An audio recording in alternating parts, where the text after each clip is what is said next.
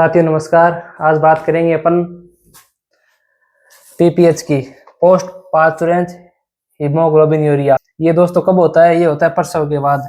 प्रसव का मतलब हो गया ब्याने के बाद। ब्याने के बाद कौन सा रोग होता है? पीपीएच होता है।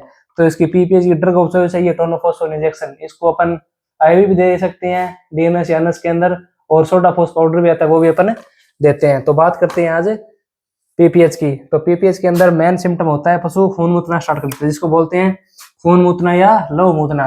किसके अंदर होता है ये होता है पीपीएच के अंदर।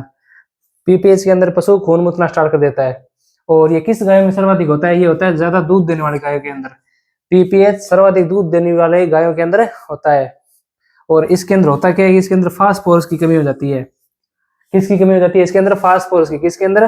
पीपीएच के अंदर। जो मेरे हाथ में ये टोनोफॉस्फोन इंजेक्शन है, इसके अंदर फास्फोरस होता है, इसकी कमी हो जाती है। किसके अंदर? पशु की बॉडी के अंदर। और कमी होने से क्या होता है कि आरबीसी टूटने लग जाती है। रक्त के अंदर जो आरबीसी होती है, रेड ब्लड सेल, वो टूटने लग जाती है, जो किडनी से पेशाब के रास्ते बाहर आना स्टार्ट कर देती है। अगर किसी भी पशु के अंदर फास्फोरस की कमी हो जाएगी तो रेड ब्लड सेल है वो टूटकर किडनी के रास्ते पेशाब से बाहर आने लग जाते हैं, जिसको खून मूतना या लव मूतना कह सकते हैं। और अगर बात करें कि पशु के ऊपर इसका क्या प्रभाव पड़ता है, तो इसके अंदर पशु दूध उत्पादन एकदम से कम कर देता है और डिहाइड्रेशन हो जाता है। पशु लटका एक तरफ गर्दन करके बैठ जाता है, या फिर डिप्रेशन में चला जाता है, या फिर डिहाइड्रेशन भी उसका हो जाता है। और तापमान उसका बिल्कुल कम हो जाता है। इस पशु के अंदर तापमान एकदम कम हो जाता है। और लेकिन पशु सामान्य खाता पीता है। तापमान कम होता है लेकिन पशु फिर भी सामान्य खाता पीता है। किसके अंदर? पीपीएच के अंदर। और ये प्रसव के बाद इसका मेन सिम्टम यही है कि जब गाय ब्याती है तो प्रसव के बाद ये ब्लड के अंदर यूरिन आना स्टार्ट हो जाता है। किसके अंदर? पीपीएच के अंदर। पोस्ट पार्चुरेंट हीमोग्लोबिन यूरिया जिसको बोलते हैं, उसके अंदर ब्याने के 2 या 3 सप्ताह बाद के अंदर वेजाइना से खून आना स्टार्ट हो जाता है, एकदम रेड कलर का या कॉफी कलर का। तो अपन देखते हैं कि सामान्य फास्फोरस लेवल पशु की बॉडी के अंदर कितना होता है। तो ये 4 से 1.5, मतलब 4 से 6, और या फिर 6 से 1.5 या 4 से 1.5 होता है पर एमजी पर एमएल के अंदर। 1 एमएल के अंदर इतना पाया जाता है। इससे कम हो जाता है तो फिर पीपीएच हो जाता है।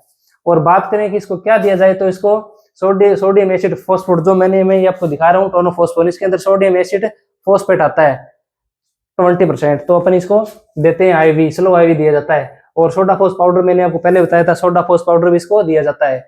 और क्या ध्यान रखना है इसके अंदर? ध्यान ये रखना है कि बरसीम या घास इसको कम खिलाते हैं बच्चा देने से पहले और बच्चा देने के बाद के अंदर, क्योंकि उसके अंदर सोडियम लेवल उसका एकदम कम हो जाता है हरी घास के अंदर। तो अपन इसको चोकर या गेहूं या दलिया जो भी खिला सकते हैं, जिसके अंदर पीपीएच कम होगा, उसके अंदर फास्फोरस की मात्रा अधिक पाई जाती है।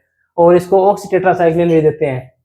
कभी कभार ज्यादा अगर दिक्कत है, सीवियर कंडीशन में है, तो उसको एंटीबायोटिक भी दी जाती है ऑक्सीटेट्रासाइक्लिन। तो मैंने आपको बताया था कि इसके अंदर क्या क्या दिक्कत ये कर सकता है। तो दोस्तों मेरे चैनल को लाइक शेयर और सब्सक्राइब अवश्य करें। धन्यवाद साथियों।